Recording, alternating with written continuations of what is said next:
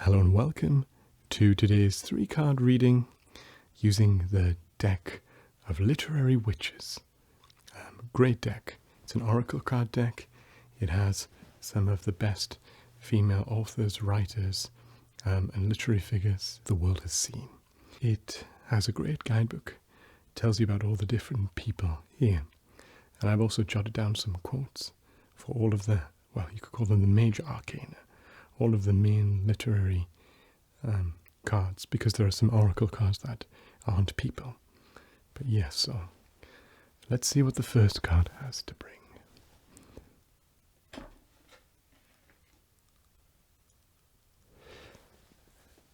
Mirabai. I'm sure I'm pronouncing that wrong. We can see here a musical instrument. So curious. We can also see blue hands here. Are these the hands of Krishna, I believe? Yes. So we place this down, and I do have a quote, which was, "Don't forget love. It will bring all the madness you need to unfurl yourself across the universe."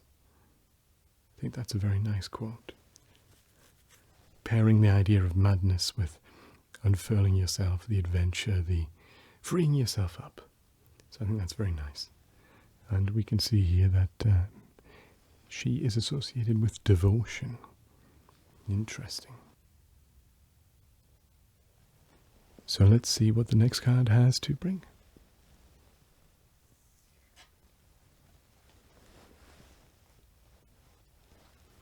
So we have Eileen, Chang here.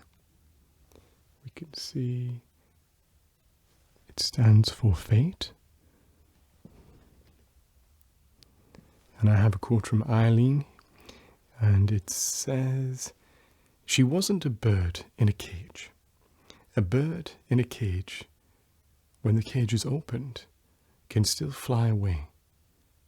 She was a bird embroidered onto a screen.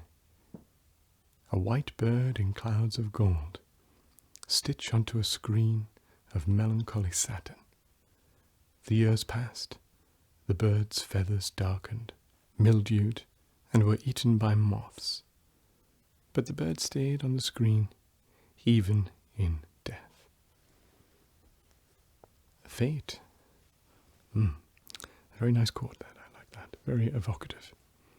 So what we do have here, though, is devotion and fate.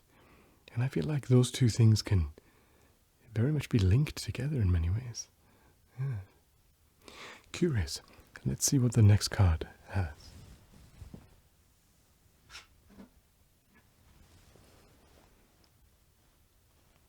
We have Mary Shelley.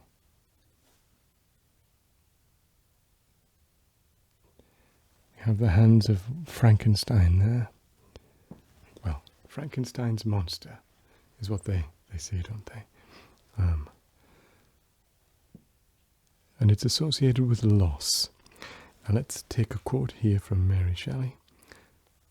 "Nothing is so painful to the human mind as a great and sudden change." Well, that is certainly true when we have death of a loved one. That is a very sudden change. A loss of a job, loss of health, all these things can be a huge change. Change can be something that people like to resist. But change can also come with good things. But I think given the life of Mary Shelley, which was a very sad one, if you read about all the things that happened to her. A brilliant writer, Frankenstein, being an interesting book. I think she wrote it in like a day or 2 days. There was a competition between Percy Shelley and a few other people. They were staying in a house and it was raining and it was miserable. And so she wrote Frankenstein, and then she matured it out and wrote it to a greater level of detail, but everybody was just so in awe of how she'd written something so fascinating so quickly. Yes, but lots of loss in her life. Again, these are pillars, things that should be important in your life right now, things that should have focus, for sure. So I can't really interpret this, and it would be interesting to hear your comments, but I can't really interpret this in terms of great advice. I mean, it could be several things. It could be loss of devotion. Is there some sort of principle that you held dear that you're letting go of? Because I don't think it's literal loss here. You're letting go of this rule that is standing in your way, or could it be you feel a sense of fate running through you? You know that you have this devotion to fate, and you know that it will take you where you need to go. Or could it be to do with the loss of fate?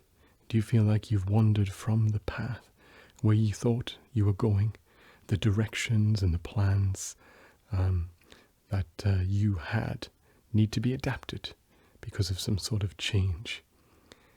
Interesting. Of mice and men, the best plans of mice and men often, I can't remember how that quote finishes, but basically easily interrupted. So lots of different ideas. What we know right now is a sense of metaphorical loss. Most likely is something that's happening. A sense of fate. You feel like the events are fated to happen, or you're trying to buck fate, but it's something there in the back of the mind. And a sense of devotion. Not necessarily religious devotion. It could be rules of previous convention that we're challenging here, or that we feel we need to be confined by. 3 very interesting characters there. And that concludes our 3-card reading for today of the Literary Witches deck. I'd just like to thank you very much for your time. And I do hope we get to speak again soon. Thank you.